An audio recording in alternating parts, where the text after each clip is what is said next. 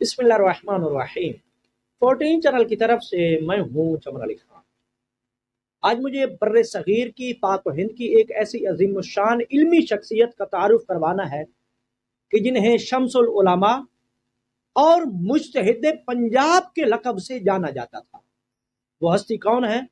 ان کے تعارف سے پہلے آپ تمام حضرات سے اپیل ہے 14 چینل کو سبسکرائب کر کے، لائک کر کے اور شیئر کر کے ممنون فرمائیں۔ شمس العلماء اور مجتہد پنجاب کہلائی جانے والی ہستی آیت اللہ سید علی حائری رضوی کی ہے۔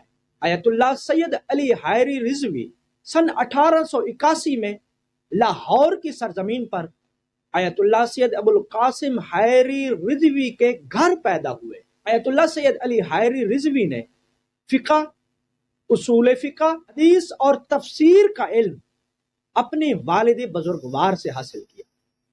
بعد ازاں اعلیٰ تعلیم کے لیے آیت اللہ سید علی حائری رضوی عراق تشریف لے گئے۔ عراق کی سرزمین پر انہیں آیت اللہ سید محمد حسن شیرازی، آیت اللہ سید کاظم طباطبائی اور آیت اللہ آقا کاظم خراسانی کی شاگردی کا شرف حاصل ہوا۔ آیت اللہ سید علی حائری رضوی کی بے پناہ لیاقت و ذہانت اور علمی قابلیت کی بدولت مرجع اعظم آیت اللہ سید محمد حسن شیرازی، آیت اللہ سید کاظم طباطبائی اور آیت اللہ آقا کاظم خراسانی نے جناب آیت اللہ آقا سید علی حائری رضوی کو اجازہ اجتہاد سے نوازا۔ سن 1915 میں آل انڈیا شیعہ کانفرنس کے لکھنؤ کے اجلاس میں آیت اللہ سید علی حائری رضوی نے صدر محفل ہونے کا اعزاز حاصل کیا۔ آیت اللہ سید علی حائری رضوی کو فروغ علم سے اس قدر دلچسپی تھی کہ علی گڑھ مسلم یونیورسٹی کے قیام کے سلسلہ میں جب ایک وفد لاہور میں آیت اللہ سید علی حائری رضوی کی خدمت میں حاضر ہوا تو آیت اللہ سید علی حائری رضوی نے ایک خطیر رقم علی گڑھ مسلم یونیورسٹی کے قیام میں امداد کے لیے ہدیہ کی۔ 1927 میں حکومت وقت نے آیت اللہ سید علی حائری رضوی کو ان کی علمی فضیلت کی بنا پر شمس العلماء کا خطاب دیا۔ آقا سید علی حائری رضوی پہلے اندرون شہر چوک نواب صاحب میں رہائش پذیر تھے۔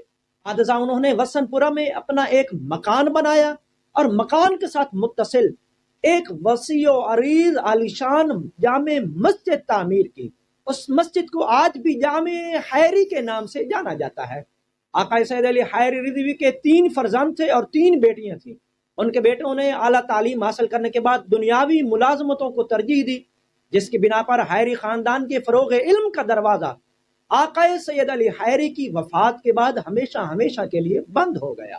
آیت اللہ سید علی حائری رضوی کے علمی تباہر، شاندار انداز خطابت، مؤثر طرز گفتگو، فصیح و بلیغ انداز اور شائستہ لب و لہجے کی وجہ سے صرف محبان اہل بیت ہی نہیں بلکہ ہر مسلک کے لوگ ان کا بے حد احترام کرتے تھے اور تمام مسالک کے علمی حلقوں میں آقا سید علی حائری رضوی کی علمی لیاقت کا لوہا مانا جاتا تھا۔ آیت اللہ سید علی حائری رضوی کی خدمات میں سے ایک خدمت دین یہ بھی ہے کہ آیت اللہ سید علی حائری رضوی نے مرزا غلام احمد قادیانی ملعون کے مرتد ہونے کا فتویٰ جاری کیا تھا۔ آقا سید علی حائری رضوی کی دینی خدمات میں سے ایک خدمت یہ بھی مانی جاتی ہے کہ یہ آپ کا ہی فتویٰ تھا کہ جس کی وجہ سے برطانوی حکومت نے لاہور میں مسجد شہید گنج کو مسمار کرنے سے گریز کیا تھا، اور لاہور کی مسجد شہید گنج آج بھی آپ کے اسی فتوے کی وجہ سے باقی ہے۔ غلام احمد قادیانی کے مرتد قرار دیے جانے کا فتویٰ اور لاہور کی مسجد شہید گنج کے باقی رکھنے کا فتویٰ، یہ 2 فتاوی ایسے ہیں کہ جو اس وقت کی اخبارات نے اپنی شہ سرخیوں کی زینت بنائے تھے۔ آقا سید علی حائری رضوی کا ایک کارنامہ یہ بھی ہے کہ علامہ اقبال آپ کے انتہائی معتقد تھے اور گاہے بگاہے آپ کی زیارت و ملاقات کے لیے اور آپ سے علمی استفادے کے لیے آپ کی خدمت میں تشریف لایا کرتے تھے۔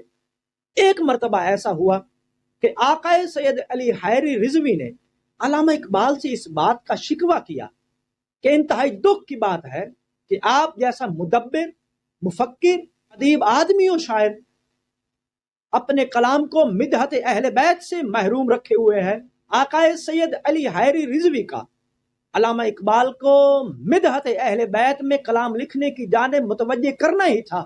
اس کے بعد علامہ اقبال کا قلم کبھی مدحت اہل بیت میں رکتے ہوئے نظر نہیں آیا۔ تاریخ پاکستان پہ نگاہ رکھنے والے اہل علم حضرات اس بات سے بخوبی واقف ہیں۔ شاعر مشرق مفکر پاکستان علامہ محمد اقبال کی 2 نماز جنازہ ہوئی تھی۔ ان کی پہلی نماز جنازہ اسلامیہ کالج ریلوے روڈ کے گراؤنڈ میں ہوئی تھی، اور وہ نماز جنازہ آیت اللہ آقا سید علی حائری رضوی کی اقتداء میں ادا کی گئی۔ اس کے بعد ان کی دوسری نماز جنازہ بادشاہی مسجد کے صحن میں ہوئی تھی۔ آقا سید علی حائری رضوی مکتب اہل بیت کے وہ عظیم و شان فقیہ تھے۔ ان کی تقلید صرف پاک و ہند میں ہی نہیں بلکہ برما و افریقہ تک ان کے مقلدین پائے جاتے تھے۔ آیت اللہ آقا سید علی حائری رضوی نے فقہ، تفسیر، کلام، دعا اور اخلاق کے موضوع پر عربی، اردو اور فارسی زبان میں متعدد کتابیں لکھی۔ بعض اہل علم کی تحقیق کے مطابق آقا سید علی حائری رضوی کی تصانیف و تالیفات کی تعداد 50 سے 70 کے قریب ہے۔